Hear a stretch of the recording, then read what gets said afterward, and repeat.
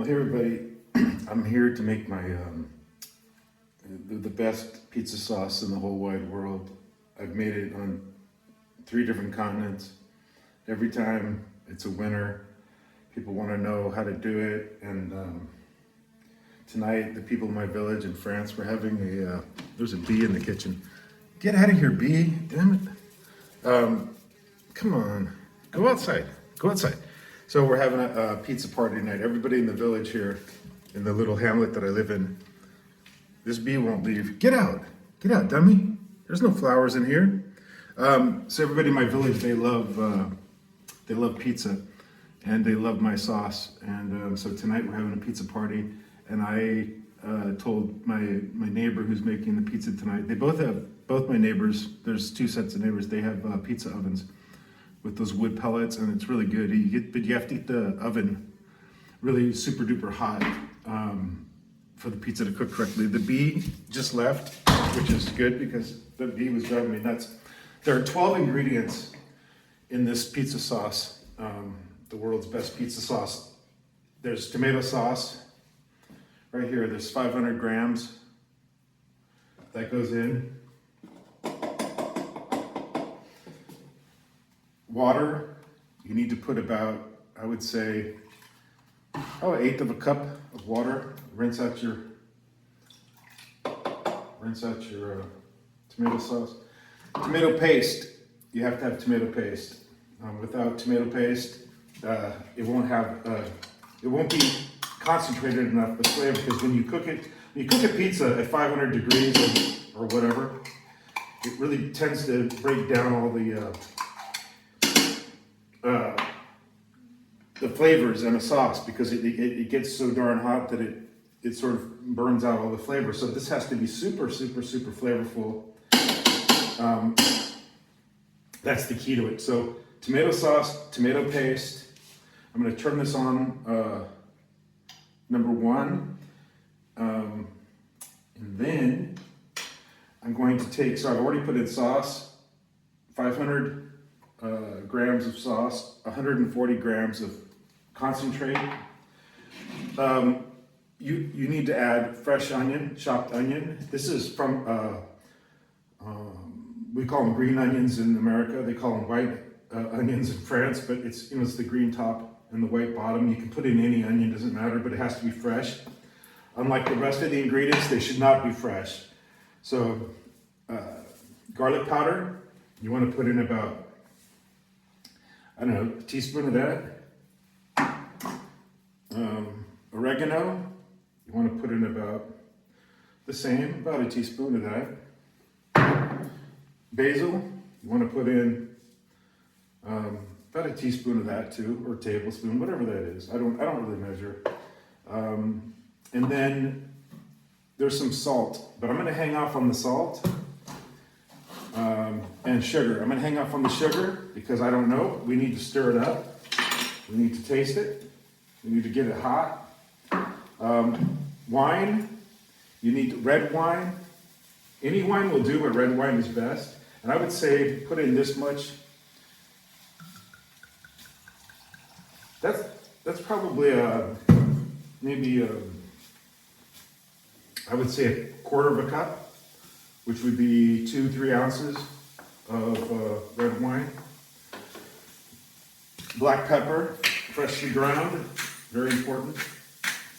Just put in as much as you like to taste. And then the secret ingredient, the thing that really makes it pop, is Tabasco sauce. And I like to put in a healthy dose, like 4 or 5 shakes. So that's it. I think we have everything in there now. So we're going to stir it up. Show you what it looks like. You see that? We're going to stir it up on minimum heat. Stir, stir, stir, and it's pretty liquidy. And we're gonna taste it in a little bit to see. Let it warm up a little bit, and then we're gonna taste it. I don't add olive oil or whatever to my sauce because it doesn't need it. Olive oil should be added after the pizza's cooked. Drizzle some on top. So That's it. I mean, that's all the ingredients there. Now it comes down to two things. After you've added all that, it comes down to sugar and salt. Now, this is all processed tomato products. I don't know how much salt they put in it, but I'm sure they put in plenty. Sugar is mainly to cut the acidity of the red wine. Let's see here. I'm gonna take a taste with my tasting spoon. I'm gonna wash it off. Hold on.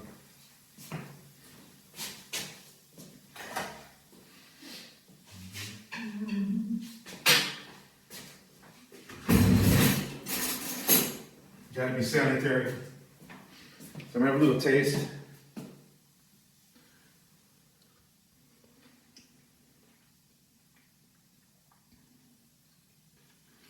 Definitely needs some salt,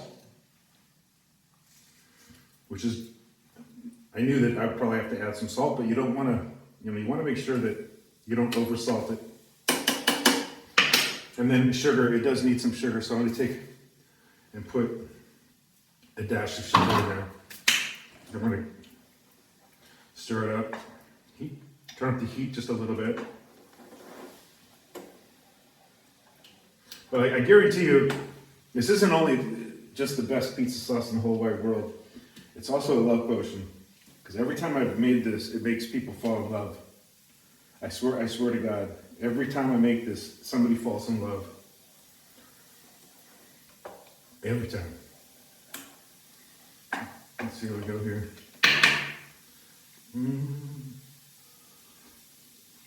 What you're looking for is balance.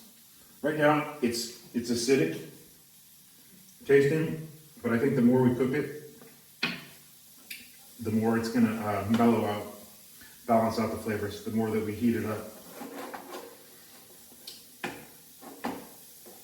And it's hard to describe on video what it should actually taste like, right? It's really hard to. But my last taste, I thought it was fine with the salt, because the salt is still lingering in my mouth, but I do think it needs a little more sugar. And I often add sugar little by little, because you don't want to go too much on the sugar. And that's the problem when you buy something pizza sauce, or it's super processed. There's all kinds of shit in there that you don't know what it is. A lot of sugar. You need sugar, don't get me wrong. But those pizza sauce, pre-made pizza sauces, they're not good. They're just not good, and they break down. And especially in a very, very hot pizza oven, which is what you have to make real pizzas, a very, very, very hot oven. So I know this is a pain in the butt to have 12 different ingredients and to do instead of just opening a jar and, putting that on your raw pizza dough. But the thing is, it's just not going to taste good, the pre-made stuff. And just tomato sauce alone is not enough. You've got to have the concentrate with it to make it rich. And then this sauce is so rich that you wouldn't eat this on pasta because it's too strong.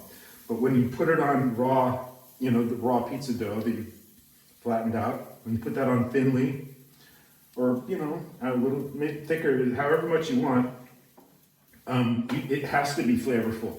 Like I said, you would not put this on spaghetti. It's way too flavorful.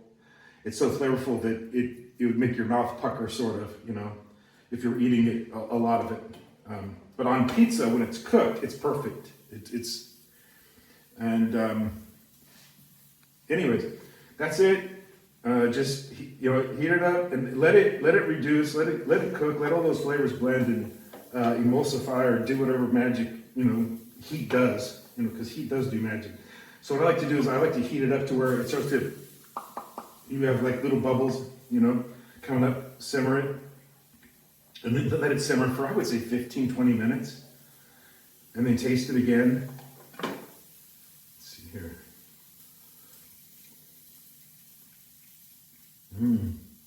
Oh yeah, we're getting there. So right now there's enough sugar, there's enough salt, there's enough everything, actually. All you need to do is just cook it for, like I said, 15, 20 minutes to where it starts to bubble up, blip, blip, blip, blip. Let it cook 15, 20 minutes, and then boom, it's done. and you will amaze everybody. People will fall in love with each other, with you. It's going to be a wonderful pizza party. All right. Peace out. Love y'all.